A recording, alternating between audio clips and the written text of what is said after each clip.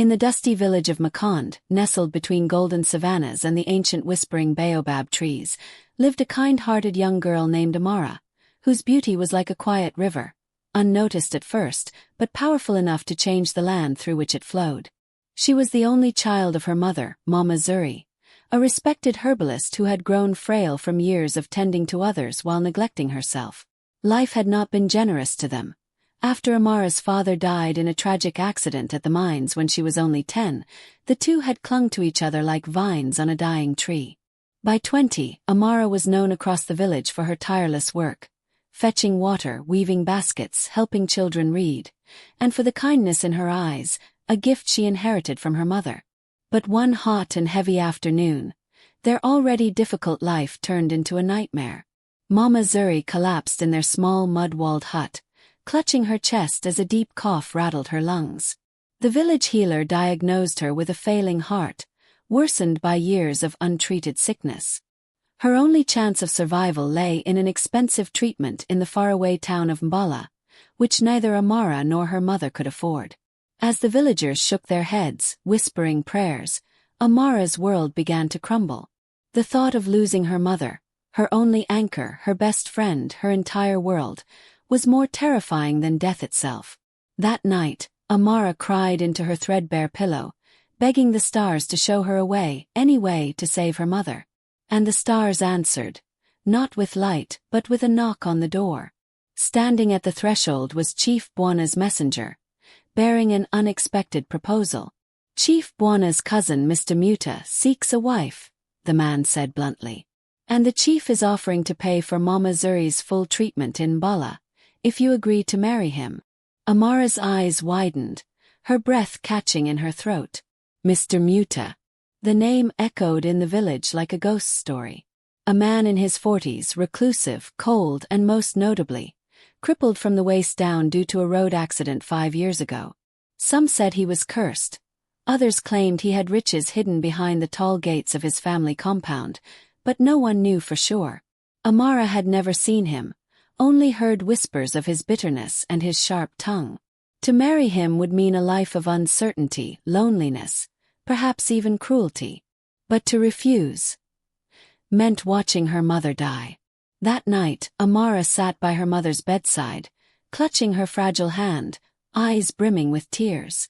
Mama Zuri, though weak, begged her to say no. I would rather die than sell your happiness, she whispered. But Amara had already made up her mind. Love, she realized, wasn't just about butterflies or moonlit walks. It was about sacrifice. The next morning, dressed in a borrowed white gown, she walked down the dusty path with her heart heavy as iron. The villagers watched in silence, some with pity, others with awe. She arrived at the mansion, a cold, gray structure surrounded by overgrown hedges and guarded gates, and met her husband for the first time. Mr. Muta sat in a grand wheelchair, his face hard and unreadable, with sharp features carved like stone and eyes that held no warmth. So you've agreed, he said flatly without looking up. Amara nodded silently, her voice stuck in her throat. The marriage was swift and cold. No music, no celebration, just 2 signatures and a bitter wind that blew through her soul. That night, she lay on the far side of the vast bed, staring at the ceiling, tears soaking her pillow. Mr. Muta never touched her, never even glanced at her again. Days passed like slow-moving shadows. The mansion was silent like a tomb. Mr. Muta spent most of his time in the study, and Amara was left alone with only the housekeeper, Auntie Noma, for company. But true to his word, the money was sent to the clinic in Mbala, and Mama Zuri began her treatment. Amara called daily, and her mother's voice, though weak, was filled with hope. And so, Amara endured, believing that perhaps this hollow marriage was a price worth paying for the life of the woman who had given her everything. Yet, deep down, something else stirred, an ache she didn't understand, a question she dared not ask. Was this her fate forever? A loveless life in a mansion full of shadows, married to a man who barely spoke, and who seemed more ghost than husband? Or would something change? Would the bitter wind in Mr. Muta's heart one day soften? Or was she doomed to be just a name on a marriage contract? She didn't know yet, but something inside her whispered, this was only the beginning. Days melted into weeks, and though Amara's soul slowly withered in the quiet corridors of Mr. Muta's mansion, a small ember of hope burned within her, the knowledge that her mother was healing. Each evening, she would sit by the window, cradling the receiver of the dusty landline phone, her heart leaping at the sound of Mama Zuri's soft, recovering voice. It gave her strength to endure the lifeless marriage she now found herself in. Mr. Muta remained distant, wrapped in a cocoon of silence and sarcasm, his wheelchair becoming the cold chariot of his isolation. Amara would greet him politely each morning, serve his meals, and ask if he needed anything, always met with short replies or dismissive glances. But beneath the stone of his expression, there was something that made her hesitate to hate him. Perhaps the subtle twitch in his jaw when she said her mother's name, or the way he secretly watched her from the shadows of doorways when he thought she wasn't looking. One evening, as the rain poured like weeping skies over Makand, the power went out, plunging the mansion into darkness. Amara fumbled for candles and found Mr. Muta struggling alone in the hallway, trying to navigate with his wheelchair. Without hesitation, she rushed to him. "Let me help," she said softly, placing her hand gently on the armrest. He looked at her, surprised, vulnerability flickering across his eyes before he nodded. She pushed him carefully to the study, where they lit 2 candles. The shadows danced on his face, revealing not bitterness, but sadness. "Why did you agree to marry me?" he asked suddenly, his voice hoarse like it had been unused for years. Amara froze. This was the first real question he had asked her. She inhaled deeply, then answered with all the truth she could summon. "Because I love my mother. She was dying, and you gave her life." Mr. Muta looked away, his jaw tightening. "And what did you lose in exchange?" he whispered. "Maybe my dreams," she said, her voice trembling. "But if that's the price of love, then I accept it." Silence lingered between them, broken only by the steady rhythm of the rain. "You think I'm a monster, don't you?" he finally said. Amara was taken aback. "I don't know what to think of you. You hide everything. You live like your heart is behind locked doors." He gave a bitter chuckle. "Because when I opened it once, everything I loved was taken. I was engaged before the accident. She left me the day I was told I'd never walk again." His voice cracked. "No explanation. No goodbye. Just silence. Since then I chose silence too." Amara's heart softened as she watched him in the candlelight, his pain no longer hidden. She sat beside him, and for the first time there was no barrier, no wall. Maybe we both deserve more than just survival," she said gently. From that night things began to change. Not suddenly, but in slow, quiet moments. Mr. Muta, or Jamal, as Amara learned his real name, started spending more time outside the study. He watched her cook, sometimes even helped slice vegetables awkwardly with one hand. He asked about her favorite stories, and she told him about tales her mother used to whisper under moonlight, about love that grew in the unlikeliest places, about hearts that healed. In return, Jamal showed her his art, paintings he had hidden away in a dusty room upstairs, canvases filled with emotion and color. She was stunned. "Why did you stop painting?" she asked. He shrugged. "Because after she left, everything lost its color." Amara touched one of the canvases gently. "Then let's paint again." Slowly, cautiously, laughter returned to the house. One afternoon, while pushing his wheelchair through the garden, Jamal reached out and caught Amara's hand. She looked at him, startled, but he didn't let go. "You've done something I never thought possible," he said. "You made this place feel like home." Her heart fluttered. But even as warmth bloomed between them, uncertainty lingered like a distant storm. One evening, Mama Zuri returned home, her health restored, her eyes shining with gratitude. She held Amara close and whispered, "You sacrificed everything for me. I only pray you find happiness now, my daughter." Yet, just when everything seemed to be softening, a cruel gust from the past blew in. A black Jeep rolled up the driveway, and from it stepped a woman in heels too high for village dust, her lips red and her dress expensive. It was Zara, Jamal's ex-fiancée. She had heard of his marriage and come to make amends, claiming she had been young and foolish and now wanted a second chance. Amara watched from the doorway as Zara knelt beside Jamal, her words sweet but hollow. "We were meant to be, Jamal. I've made mistakes, but we can fix everything." Jamal looked shaken, torn between past and present. That night he said little. Amara couldn't sleep, fear gripping her chest. What if he still loved her? What if she was just a placeholder, a convenience, not truly wanted? Her heart ached, but she remained silent, unsure of her place. The next morning, Zara stayed for breakfast, chatting loudly while Jamal remained quiet. Amara served tea with trembling hands. When Zara finally left, leaving behind perfume and confusion, Jamal turned to Amara. "She reminds me of everything I lost. But you remind me of everything I still have." Amara didn't reply, unsure if his words were enough. Later that night, she stood in the moonlight outside, letting tears fall as she asked the heavens once again, was this love real or just the shadow of a greater pain?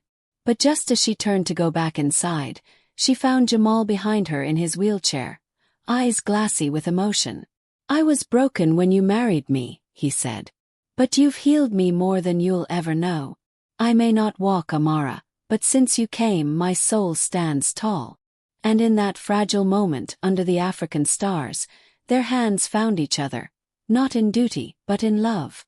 The morning after their quiet confession beneath the stars, the mansion no longer felt like a prison, but a space of blooming possibility, each hallway echoing with the faint stirrings of a love that had taken root in silence and sacrifice. Amara woke with her heart lighter than it had ever felt since the day she agreed to the marriage. In the soft light spilling through the windows, Jamal smiled for the first time. Not the polite, closed-lip smile she'd seen before, but one that stretched deep, like a man awakening from a long sleep. They had come far, from strangers bound by desperation to companions finding peace in shared pain. And slowly, love had crept in through cracks they hadn't noticed. Jamal began painting again, this time with Amara sitting beside him, her laughter adding color to every stroke. His art grew brighter, more hopeful. Sunsets over the savannah, children playing in rain, a faceless woman dancing barefoot through wildflowers. When Amara asked who she was, he answered simply, "You before the world took your smile." Each day they shared became another layer to their bond. They planted flowers in the garden, with Jamal guiding from his chair and Amara pressing her fingers into the soil. They read books aloud by candlelight, made meals together, and with each moment, the shadow of their forced union began to fade, replaced by something real, something fragile but unbreakable. But love, no matter how pure, is often tested. Word spread quickly in the village that Jamal, once the crippled, bitter recluse, was now smiling, laughing, painting. And with gossip came visitors, those who once shunned him now eager to reconnect. Among them was Chief Bwana, whose pride in orchestrating the marriage was loud and boastful. "See, I told you she'd fix him," he laughed one evening, patting Jamal's shoulder as if he were a tamed beast. Amara bristled, and Jamal stiffened. The comment stung. This wasn't a rescue or a miracle. It was love born of pain, grown in trust. But they said nothing, letting time prove their truth. Then came the news that changed everything. One morning a letter arrived, sealed with a golden crest. It was from the National Art Society of Lusaka. One of Jamal's recent paintings, unbeknownst to him, submitted by Auntie Noma, had been chosen for national exhibition. He had been invited to showcase his work in the capital, with an offer for funding, a gallery partnership, and interviews. For a moment Jamal was silent, stunned. The opportunity he had long buried beneath bitterness had risen again. "You must go," Amara said, her eyes bright with pride. "The world needs to see your gift." But Jamal's face darkened. "I can't leave you here. And Lusaka is not made for wheelchairs. I'd be a burden." Amara knelt before him, cupping his face. "You are never a burden. If we face it together, nothing is impossible." After days of planning, packing, and goodbyes, they traveled to Lusaka, Amara pushing his wheelchair through bustling train stations, comforting him when the noise overwhelmed him, holding his hand during interviews. For the first time in years, Jamal's name lit up in galleries, newspapers, and whispers of admiration. But amid the success, he never left Amara's side. In fact, during one emotional exhibit, he stood on stage, supported by crutches, his face pale but determined, and introduced his muse. "This woman," he said, voice shaking, "was once called poor, but she gave me back my life. Not with money or pity, but with love and courage." The audience erupted in applause, and Amara wept openly. But just as their story reached its brightest chapter, a new storm began to gather. Upon returning to Makand, they found Mama Zuri coughing violently again. Her illness had returned, fiercer this time. The doctors explained that the heart was healing, but age and frailty were catching up. "She needs rest, peace, and comfort," they said. Amara stayed by her side, nursing her gently, whispering all the stories she and Jamal had gathered. One night, as the moon bathed their home in silver light, Mama Zuri called Jamal close. "You are a good man," she whispered, voice weak. "You may not walk like others, but you carry my daughter's heart with such care. I am at peace." The next morning, Mama Zuri passed away in her sleep, a smile still on her lips. The grief was heavy, but it didn't break them, it brought them closer. Jamal wept with Amara, held her through the sleepless nights, and together they buried the woman who had been the reason they met. After the mourning ended, they returned to the mansion, now quieter, emptier, but filled with memories and love. Jamal proposed again, not out of duty but with full heart. In the same garden where silence once reigned, he knelt, not on legs but with his soul, and asked Amara to marry him in truth. This time there were guests, music, laughter. A true wedding, filled with joy and tears, attended by villagers who now admired what once they pitied. Auntie Noma danced, children ran through flower petals, and Amara wore a new white dress, stitched with love. Jamal, dressed in a fine linen suit, wheeled beside her with pride. They exchanged vows under the baobab tree, promising to walk together, even if one could not stand. Years passed. Jamal's art adorned galleries across Africa. Amara opened a school for village girls, using their story as an example that love was not weakness, and sacrifice was not loss. They adopted 2 children from an orphanage, raising them with stories of stars and strength. And though Jamal never walked again, he became a giant in every way that mattered. In the end, what began as a sacrifice grew into a symphony of healing.